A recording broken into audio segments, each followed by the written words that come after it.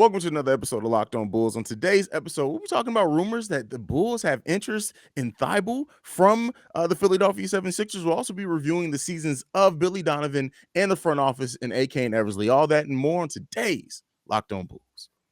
You are Locked On Bulls, your daily podcast on the Chicago Bulls, part of the Locked On Podcast Network, your team every day.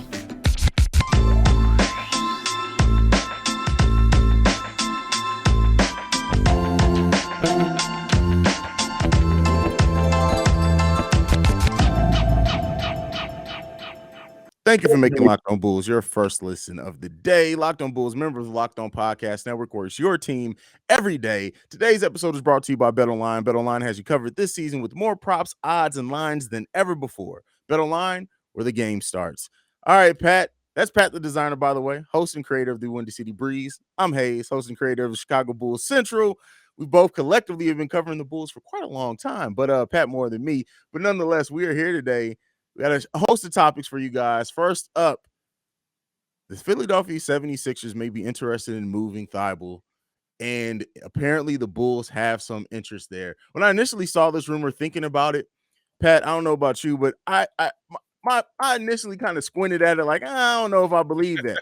But then spending some time over there actually thinking about it, I actually would not hate it at all when you think about Thybulle being a solid defender who can hit some open shots. We know he missed a lot for the Philadelphia 76ers in this year's playoff series, but Thybulle has some potential there. I don't know if he's consistent enough, though, as I would want to see the Bulls go after for the bench this season. But what do you think, Pat? I'm okay on Thybulle, and I'll tell you exactly why. If I need inconsistent shooting and good defense, I got that. Javonte Green's on my team. If I'm talking about somebody as a backup three as well, right? Like I watched him play the four all season. I think he's strong enough to guard three guards, to guard small forwards.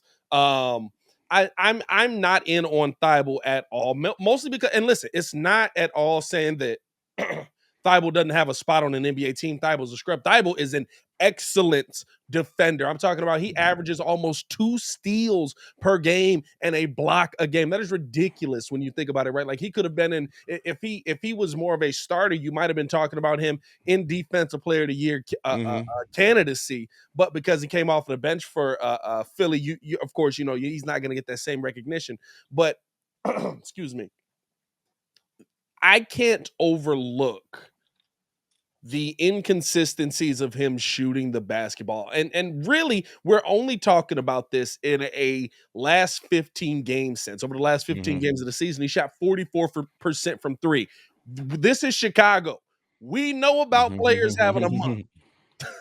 This is true. We talked about that yesterday. So we know about players having a month. So for me, I am not here on Thybulle. If I need solid defense and spotty shooting, I'd rather take a chance on a guy like Javonte Green, who's already here, understands the system, going to come in cheaper, right? Like, I guess if you want Thybulle maybe to replace a Derrick Jones Jr., like I could see that as a cheaper option there. But for me, it doesn't do it for me because it doesn't address what the Bulls need most on the bench, which is scoring. The Bulls have defenders, Javonte, Ayo, Caruso. We just look at it in the spec, in the like the viewpoint of these guys were starting. So like we don't think about our bench having defenders on it because they were in the starting lineup. Well, I don't think that we have the consistency in a lot of the defenders that we have, even in Javonte. I mean, Javonte is he's gonna be amazing. Like, let me be clear, Javonte Green being able to hopefully move back to guarding threes rather than fours, playing more like 15 to 18 minutes off the bench. Javonte Green's about to have a monster season for the Chicago Bulls. If everybody stays healthy and he can play the role that he's meant to, and that's coming off the bench. But let me say this. First of all, I absolutely agree with you. Thybulle is not anybody that I think the Bulls should even target. If they do go after somebody like Thybulle and make a trade, it should be something that they do after everything else we need to address on the bench first. Yeah. But I'm going to play devil's advocate for you here. Javonte Green is 28 years old, 3 years older than Thybulle. And he's a free agent next season, where I think Thybulle he's under contract until the 2024 season. But with that being said, is there a chance? Do the Bulls risk? Because a contender, may throw a lot of money at Javonte Green in a year when he's an unrestricted free agent. Do they then look to bring in Thybulle again? Like I said, within the framework of it being an end of free agency deal, do they look to bring it in for some insurance in case Javonte does decide to leave? I don't know if somebody's gonna throw the baggage about that. That'd be interesting, but I'm possibly. You know what I'm saying? Listen, I'm not saying that it's likely, but I can see it. I on the same tip as a Thybulle, right? Like you come in and your job is do one thing: stop that person. Yeah. I could see. Here's the thing: I could see the Bulls going after Thybulle. I don't like it. I could see the Bulls going after Thybulle because Mark Eversley's in the building. Mark Eversley was a big proponent of Thybulle coming out of college. I almost said high school. Coming out of college, he was a big part of the reason why Philadelphia drafted him in the in 2019. And so I could see Thybulle being a Chicago Bull. I just feel like, right, like there's so many other things that the Bulls need to address. On the defensive tip, right, the defense that we need help with is not another 6'5" guy. I got plenty of those guys. It's I a need 6'10", 6'11" guy. Yeah, you know what I'm saying? Where's the 6'10" guy? Where's the 6'11" guy? Like, I like the numbers for Thybulle defensively, but I would rather have those numbers for a guy that can stand next to Vooch and help him out a little bit coming off of the bench. Yeah. That's what's that the first thing that needs to be addressed with, I even think with the Bulls full mid-level exception, if it takes that, is getting a defender, a big who's a defender who maybe can hit some shots around the rim. But key thing is, and the thing that I've been saying for a long time, can play next to Patrick Williams or next to Vooch. Like that's the key thing. That's the first thing that needs to be addressed. Yeah, and then we figure out other things. I think I'm gonna be real with you. Like, for some reason, it's just something that I didn't pay attention to it. And when I heard 18th pick, I instantly was like, trade the pick, go find you a piece. Trade the pick, go find you a piece. 18th pick, dog. Like, I'm not gonna lie to you. I feel like that's a pick where if you were gonna trade it and get capital back, and we do want to clarify because I feel like in one of the videos, me and you kind of understood how the pick went, and I don't know if we actually explained it. For the Bulls to trade the pick, they have to draft the person that the team wants.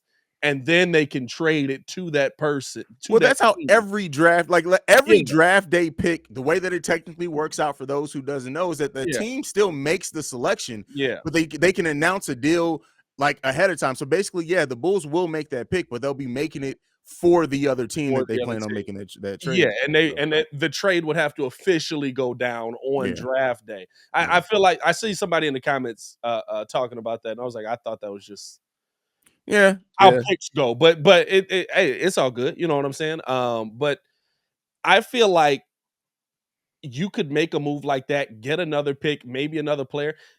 Go find you your Taj Gibson in the draft, possibly. Go find you your Bobby Portis in the draft. I keep saying these dudes are a possibility to be found. We keep talking about Christian Wood and all these months. Go get this guy that's proven and these 4-year bigs out of college be coming into the NBA able to play.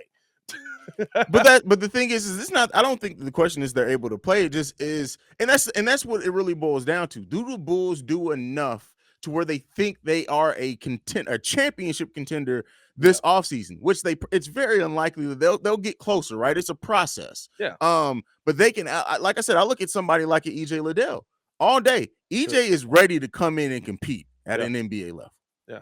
And the way that everything else is shaking, as much as I've done some research on a bunch of draft picks, almost everybody I did research, like Mark Williams started off being listed between 14th and like 20th. Like now, a lot of mocks have him going 9th to the San Antonio Spurs. Yeah, that's how it's gonna go. I'm gonna be honest with you. I don't think EJ Liddell will be there for us. I think EJ may be there. I think he may be. I think he's gonna go up. That size of that body, I think he's gonna go up. But I would rather see the Bulls do that right than go after somebody like Thybulle, because for me, like, Thybulle's a great backup 3. You're gonna have to get involved with essentially a third team to make it work because they're trying to make money work. Not only Philly's trying to make money work, not just to clear cap space for James Harden, but also to put pieces around. So they're going to be trying to clear as much cap space as possible. He's only making $4.4 million. You're probably going to see another team come into that. I feel like that's too much to get into for a guy that literally is like he doesn't move the needle, right? He could be 3 and D. There's no 3. And we've seen a lot of that in Chicago too, right? A lot of 3 and D players that bring no D with the 3 at all. I mean, no 3 with the D at all. Well, whoa. Is that a pause? Pause. We gonna move past it. Don't Man, worry. we're gonna move right on past that. We gonna keep it moving. We gonna keep it moving. How you gonna end the segment on that?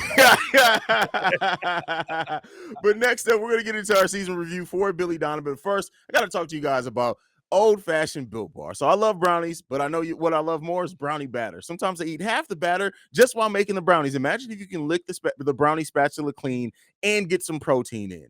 You're in luck because Built Bar has a new creation. This one is even better than ever. The Brownie Batter Puff. You heard me right. The puff that takes protein bars to a whole new level, and they're now available on Built.com. Have you tried the puffs yet? You should have tried the puffs. I'm not sure what you're waiting for, but puffs are chocolate-covered marshmallow protein bar. That's right. Delicious flavored marshmallow covered in 100% real chocolate with 140 calories, 17 grams of protein, and only 7 grams of sugar. That's crazy that it's a brownie batter puff with only 7 grams. That's wild. All Built Bar Puffs are covered in 100% real chocolate. That means with Built, you can eat healthy and actually enjoy doing it. And they're made with collagen protein, which your body absorbs more efficiently and provides a ton of health benefits. The Brownie Batter Puffs will have you completely forgetting that you are eating a protein bar. No need to pinch yourself. This is real life. So here's their offer. Go to Built.com, use the promo code LOCK15 and get 15% off your order. That's promo code LOCK15 at Built.com. All right.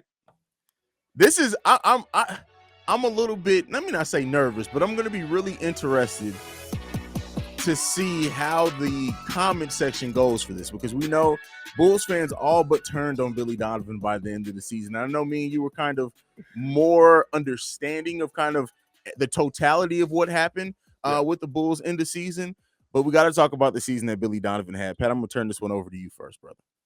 I mean, listen, Billy Donovan has gotten the Bulls back to what he does as a head coach. Billy Donovan, his first ever sub 500 season was his first season with us. And in 2 seasons, he's got us back to 46 and 36. Are there some things that I think the Bulls could have worked on that I think Billy Donovan could have been? I think we've said all season, we feel like Billy Donovan could be a little bit quicker with adjusting. He likes to let the players kind of feel out their game and work their game into it. And that might not be a coaching style that we look for, right? But I'm also not one of the guys that I want to see somebody that's just screaming in my players' faces, yelling at them, getting, we saw who was the coach? Was it Buddy Jim from Boylan? No, Buddy, not Jim. No, I definitely wasn't a competent coach. Somebody who's intelligent. That's Skiles? No, not for the Bulls. There was somebody in the playoffs this year. I think it was Memphis coach, where he was just trying to get him fired up. Oh, it was Taylor Jenkins when Ja hit the game winner and he was fired up about it and blah. It was just like, that's what I want Billy Donovan to be. That's not Billy Donovan. Like, I don't want my coach to be fake. I want him to be who he is. And I love that Billy Donovan is understanding and even keel. The thing that people don't give Billy Donovan credit for is Billy Donovan, when the Bulls were winning, was saying, hey, this ain't sustainable.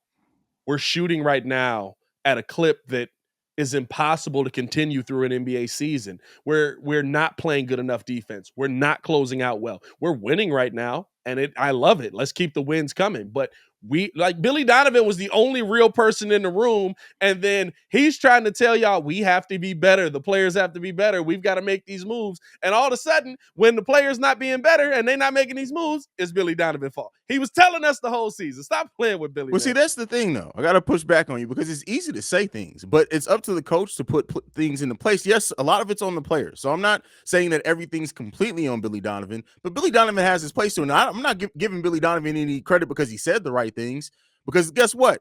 Your adjustments still weren't great over the course of the season. Now, I will say this. His adjustments got a lot better in the playoffs. What he did with some of those pick and roll coverages, he absolutely adjusted. They just weren't successful in it. But there were a long stretch of period of time where Billy Donovan was saying all the right things, but we weren't seeing it on the court in this coach.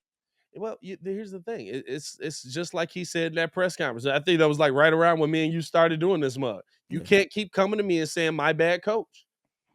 You know what I'm saying? Listen, all Billy can do is tell the players what to do. And the Bulls were so injured, right? Everybody was saying, if they're not listening to you, you bench them. For who? There was no one left. Yeah, well, that was ridiculous. There was legitimately nobody left. Billy Donovan was trying everything. Billy Donovan was making adjustments. He was changing lineups, trying to find anything that could possibly work in the playoffs while it was happening. I have no issues with Billy Donovan's style of coaching. I have no issues with what Billy Donovan was trying to do with this Bulls team. At a certain point, the players got to play. I've seen bad coaches be successful. Frank Vogel has an NBA championship. He's not a good head coach. He has an NBA. Players can make the coach the next level. I love Phil Jackson. I love everything he did. You know what makes him a great head coach? He had Michael Jordan and Kobe Bryant when things broke down to make the triangle offense look god amazing. See, Like- I think that's taking some of the impact of coaching out, because even in that, we did see the Spurs. Like, we've seen Billy Donovan get out coached by coaches that should not be as good as him. We saw the Spurs completely destroy the Chicago Bulls with a pick and roll. That's all they did. A simple on the street ball pick and roll, and Billy Donovan did not adjust the defense at all in that. So yeah, some of it's on the players, but coaching does have an impact. And when you see something that's continually working and nothing's changed in the scheme, it'd be different if, like, changing lineups when you're completely injured. Okay, that's cool. Anybody can change a lineup, but we're talking about X's and O's adjustments. There was a long stretch of the season where Billy Donovan did not do that. That's also what hurt the Oklahoma Thunder, City Thunder, in the finals, is that the other team started randomly doing stuff, and Billy Donovan did not know how to adjust to it. So Billy wasn't coach in the finals. I can't. Oh, well, maybe it wasn't the finals then. Was Billy Donovan not the coach? Okay, maybe. I think thinking about the conference finals at that point. Well, but with 3-1, he was their coach. Okay, that's what I'm talking about. When KD left.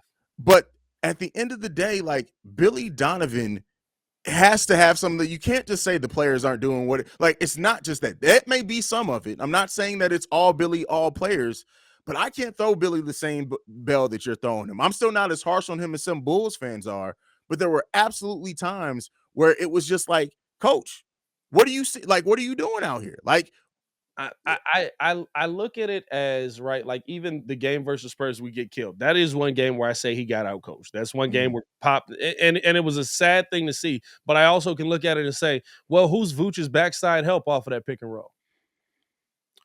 A 6'3" shooting guard. What's the adjustment? My next biggest guy that I can put out there is 6'5". He's still too small. Like, there is a lot that goes on. The players have to play. Coaching can be put in place. You can win a lot with coaching. There are coaches that can take bad basketball teams and make them better, i.e. what we saw from Billy Donovan last season. I don't think that Bulls team should have won 31 games last season. That was a bad basketball team completely, and it was in turmoil the entire season. I think he did a good job with getting them in the right position. I agree that Billy Donovan sometimes does get out coached. Billy Donovan does fail to make adjustments quick enough sometimes. But I will say this, like, there's a lot of these moments where Bulls fans want to put things on Billy Donovan where, listen, it's not on Billy Donovan. Like, you can't believe that Billy Donovan's telling them on the defensive end, hey, keep leaving that guy open in the corner. I love what you're doing with that. I get, like, he has to go into every huddle saying, hey, we've got to close out on these corner threes. We've got to close out on this at the basket. We've got to do a better job. We've got to be more aggressive. And we've heard him say this, but Bulls fans like to ignore when we hear Billy Donovan actually coaching him and trying to tell his team what to do. And the players don't execute it. It can't be Kobe White's fault. He's not getting put in the right position. It can't be a bad defensive play. You got to change your defensive scheme. You've got to play the defensive scheme. I don't know. And overall, I would give Billy a B. I'm not saying it's an oh my God season, right? I'd give Billy a B. I'm giving Billy a C+. And that's mainly because of the things that I didn't see with adjustments over certain parts of the season. That's also some things that just not going to Vooch sometimes in second halves of games when he was cooking in the first half. Those are absolutely coaching issues, and those are issues that did hurt us over the course of the season. That's not just because of injury. If somebody's cooking, you give them the ball. And those are certain things that we saw that, and hopefully we get out of that next season. I think that we can. I think Billy Donovan is still the coach right now for the Chicago Bulls, but he's going to be here. And I think that anybody who thinks going to be here for the long haul. Billy's going to be here. Billy's going to be here. And I think anybody who thinks that, that like I said, time away, I definitely think has helped some Bulls fans gain some perspective, because towards the end of the season, it was so much, they need to cut Billy right now. And I think Bulls fans, at least in what I've seen in the comments and other places, that they're starting to realize, hey, all right, maybe we were a little harsh on that. It's just, in the moment, like, I get it. It's frustration. It's you're not seeing what you want to see. But I'm sorry, like those 90s coaches don't really exist anymore. Where like they're willing to punch a player in the face. Like, you know what I'm saying? Nah, like, I'm sure Red popped a couple of players in the face in the locker room. I want y'all to understand this. Phil Jackson grabbed Michael Jordan by his collar and screamed at him. Like, that coach don't exist no more. Pop is too old to do it now. Man, that's funny. Hey, Pop be getting ejected. Remember Pop used to give like the strong ejections where you knew Pop wanted to get ejected? Oh, you can tell. Like, you can tell. Like, literally, you'll see a play and you'll see Pop saying that, be like, oh yeah, Pop finna take the rest of the night. Pop leaving tonight. Tibbs used to do that too sometimes. You'd be like, oh yeah, Tibbs finna go. Tibbs about to be gone. Tibbs used to be cussing us out though. Tibbs would be hey, my favorite one. I'm trying to remember. What was the game? They counted a basket interference. Was it a basket? They counted it or they took it away from us? But I know Tibbs was cussing Buddy out and the ref didn't eject him. And Tibbs drew up the last play. It ain't work. But I remember looking, I was like, man. I don't remember that one. In on that one. I remember one where Tibbs literally followed like he was talking to the ref as the ref was walking down the sideline, and Tibbs' face was all red. I was like, oh yeah, Tibbs finna get ejected. And he went like this and said, you can tell he said fuck. And then the ref calmly turned around and then went back to the game. Like, hey, I was like, yeah, Tibbs finna get on up out of there. We're gonna have to bleep that out. We on lockdown, my boy. Oh yeah, damn. All right, man, go ahead. Hey, man, we're going to keep it pushing. We appreciate y'all for tuning in and rocking with us. We're also going to break down AK's numbers, man, and what he did this season, bringing in AK's numbers. And what he did, bringing in this team, putting this team together, and how he did this offseason. But first, we got to tell you about our partners over at Bet Online. Bet Online continues to be the #1 source for all your betting needs and sports info. Find the latest odds, news, and sports development, including this year's basketball playoffs, MLB scores, fights, and even next season's NFL futures. I can't wait for football season, bro. Hey, just to get my heart crushed, right? Like, I don't think the Bears. Don't worry about it. Bet Online is your continued source for all your sporting wagering information, from live betting to playoffs, esports, and more. Head to the website today and use your mobile device to learn more about the trends and actions. Bet Online. That's where the game starts, man. All right. Next up, we got to talk about the Chicago Bulls front office. We're going to now be reviewing the seasons of AK and Mark Eversley. Now, this one's a little bit, let me not say it's difficult, because I think this is an easy grade to give and an easy positive grade to give when you look at how they brought in Lonzo. Not just the fact that they did, right? Because it's easy just to say, hey, they signed Lonzo Ball. But the fact that they turned Tomas Satoransky and Garrett Temple's contracts into Lonzo Ball. They were on our team last year. That's kind of crazy. That's like hey, to by the work way, out a sign and trade. I would have loved to have Sato this season as well. Nah, I wouldn't say that. But I like it was like that's amazing. Even DeMar DeRozan, yes, they gave up a first round pick, but they sent out that. But turning these contracts into key players who played key roles, and everything that AK and Eversley did this season, you understood the deal. Some of them didn't work out. Tony Bradley didn't work out. Alizé Johnson at the time. You remember when we were excited about Alizé Johnson because of the energy he brought, but he wasn't able to contain the energy. It didn't end up working out. The Tristan Thompson deal didn't end up working out. The one thing that I think is sticking for a lot of Bulls fans on how they judge what AK and Eversley do, sometimes it is really by what I've seen coming down to the fact that AK and Eversley didn't make a trade at the trade deadline. And I'm here to tell you guys, even before Pat starts talking, is that it never made sense to make a big, huge deal at the trade deadline when you hadn't seen your team fully healthy together. Especially considering, as we just explained, you have more assets waiting to the draft. Now you can package Vooch's expiring contract, Kobe, and possibly that 18th pick. We'll see what they do. But it never made sense to make a huge trade. You weren't ever going to get much back for Kobe. I still see people who think that we could have turned around and got something serious for Kobe at the trade deadline. It wasn't going to happen. Now, could we have made that deal for Robert Covington looking at what they sent out? Yeah, we possibly could have made that deal. But bringing in Robert Covington, while it would have been nice to have, wouldn't have changed the Bulls' outcome in the first round of the playoffs. And that's the way that I look at not making a move at the trade deadline. Was there a move to be made, a realistic move to be made that would have changed the Bulls' outlook in the way that the season ended? And it's not one out there. So my grade for AK and Eversley, I'm giving a solid. It's hard for me. Listen, if anybody hasn't told by now, it's hard for me to give an A. I don't just give A's out. So it's a solid B+, but for most people, that's probably an A. To me, it's going to, until we make at least a conference finals, I ain't giving nobody. But go ahead. He get an A from me. And I can't, I understand it. It's dog. I've live called these games, bro. Mhm. We used to win 20-something games, bro. Like this is a whole different team. Like you said, bro, you said Satoransky and Garrett Temple, and I thought it was like 5 years ago that they won the It team. feels like you're right. It feels like, bro, we are I give him an A for two reasons. For the first time since I've been alive, for the first time since I've been alive and like my brain understood what was happening on a basketball court. I was born in 1994. Like I watched Jordan and them, but like it didn't matter. It was like, oh, we winning apparently. Let's get it. Mm-hmm. The Chicago Bulls are a place people want to come. Mm-hmm. We finished a season where we feel like our team is better. We see that our team is better. We won 46 games. And AK says people want to come here. People want to be here. People have never wanted to be here. Like Carlos Boozer coming here was because his other options fell through.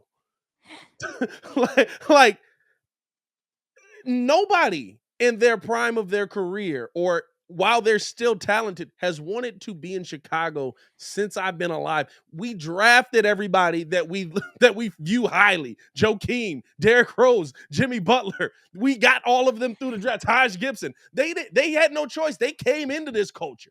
When Thibs was here, people did not want to be here. You know who wanted to be here? Nate Robinson. And shout out to Nate Robinson for having one of the single greatest Bulls seasons ever. Man, one of the greatest Bulls games ever, bro. Oh yeah, absolutely one of the greatest Bulls. Wow, Burson, come on now. I give AK an A because he has destroyed 20 years of people not wanting to be a Chicago Bull in 2 seasons. That's fair. And for this season, getting DeMar DeRozan, big. Getting Lonzo Ball, big. Lonzo wanted to be here.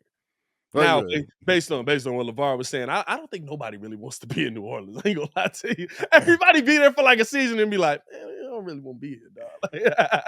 Hey, listen, that front office, man, that team is almost cursed. Like, bro, I feel bad, bro, because I'm like, in my mind, I'm like, man, New Orleans seem kind of lit, but everybody keeps saying like, it's a great place to visit. Hey, McCollum seems to love it there. We'll see a full season. After the season. Yeah, we'll see after a full season.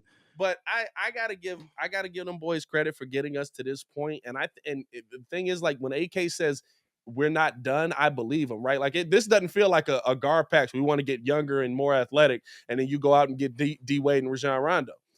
We want that got to be one of the greatest memes ever. What? Like, how do you contradict yourself on that level? We're gonna get younger and more athletic. Who we just signed? Dwayne Wade and Rajon Rondo. Literally in the presser, they was like, I thought y'all wanted to get younger and more athletic. Well, when you see NBA champions like Dwayne Wade and Rajon Rondo on the market, you got to jump at them, right? Not wrong. No, wrong. And I never forgive you, D Wade, for getting Cristiano Felicio paid for 4 years. That's your fault. Throwing them oops to him. That's your fault. Man, listen. All right, here's the question I want to throw you. So it's an A, right? Not an A+, just a straight A. Straight A. Okay. Yeah, you know what? I'll say this. A- because of what you said, right? Like we ain't won nothing yet. We ain't even been out the first round. So I go A-, leaning towards the B, but I got to give them A range. And another reason why I say I gave them the B+ is that just the roster construction this year. Like we came into the season knowing one injury to our front line, it was over. Yeah. Right? To Vooch or Patrick Williams, our rotation was going to be so thin. But looking at everything, I think the one thing that, like I said, I don't count the miss being not making a trade at the trade deadline. The one thing that I do look at as a minor miss is that they didn't want to take the Nance money just because That's a miss. of it being more money. And that is a miss, because if you replace as much as Derrick Jones Jr. for a little while, and him and Lonzo with that pick and roll, that like if you replace that Derrick Jones Jr. with Nance, that Now, almost completely changes the roster makeup for this team. His injury, now you never know, different city, different climate, all that. But his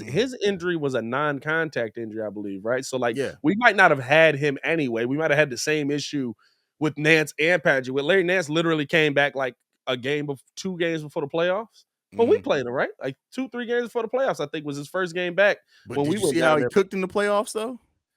Oh yeah, listen, I love Larry Nance. I would have loved to have Larry Nance. I think that is a miss on, and I'm not that person that comes on here and says like AK hasn't missed. He hasn't had a miss yet. AK's had some misses. But for me, I'm looking at the situation that he's put the Bulls in. Like coaching, building a team are two different things for me. For me, building a team, if you can get your team to become a destination where people want to continuously come, that's the first goal when building a team. Because now, listen, anybody makes money work.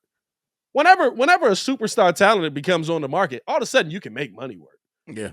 Yeah, it'd be like, they don't have the money to do this. So they move 7 contracts, a dog, and an Italian beef. And now we have Anthony Davis and LeBron James on the team. Like, how'd they make that money work? Don't worry about it. In 10 years, we won't have a basketball team anymore. That's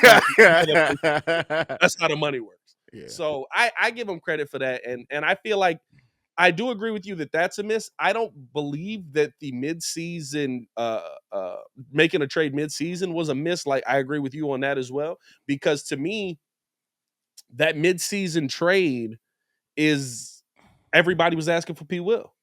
Mm-hmm. And AK understands where we're at. P. Will, 20. Zach, 27. Lonzo, 24. DeMar's 30. DeMar and Vooch are in their 30s, and they're 2 players that you feel like with both of them, like, yeah, well, I need all these other dudes to step up anyway. I need you to become a 3. So I give them credit, and I love where this Bulls team is headed. At a minimum, right? Like, didn't it just feel good, Bulls fans, not to give a F about the lottery? The lottery was Tuesday, and I was like, oh man, I should probably turn the lottery on. Oh, we're at pick 7. Oh, dang. Yeah, that's crazy, man. But yeah, overall, great season. Like you said, completely changing the culture. Billy Donovan and AK and Eversley, the 3 of them have really been huge in changing the culture here around the Chicago Bulls. Like you said, it feels like it's been so long since Jim Boylan was our head coach, and it was just 2 years ago. He keep getting jobs, bro. Oh, I know. What is he? He's like hosting the draft combine or something, workouts now. He's doing something like that. And he's working for Team USA. It's like, hey, man. How's he keep getting jobs? I've heard him talk basketball. Like, I'm so lost. He can't know that much. He's had a job for like 30 years. And as much as people complain about Billy Donovan's adjustments, y'all remember Jim Boylan's adjustments? We're going to play. Because they didn't happen. Jim Boylan said, we're playing man. Yeah, that's it. Oh, Jim, you don't want to switch on the screen? Fight over it. Jim, there's 7 screens, bro. Fight over it. Fight over every single one of them. Every single real player. You know, when I played with such and such, like, shut up, Jim. Just shut up. Oh, man. Shut up. At least Billy played. He played for the Knicks. Like, did Jim even play? He played. I think played college level. I don't think it was NBA level. That man he played water boy. Listen. Boy, man, that is woo, thank God that we are out of the dark times and dark ages, man. Anything left, Pat? Oh man, we gotta stop flashbacking, bro. Bro, we got PTSD. Oh yeah, bro. I say that all the time. Bro. Bulls fans have a serious level of PTSD, and it's not gonna stop. I think until we at least make the conference finals a couple years in a row, fam. Like it's gonna be there. Bro, we really just be having like this great conversation about how good the Bulls are. Then we always just be like, remember Jim Boylan? Remember Cristiano Felicio? Remember Felicio, bro. Like Paul Zipser, who we're high on. Hey.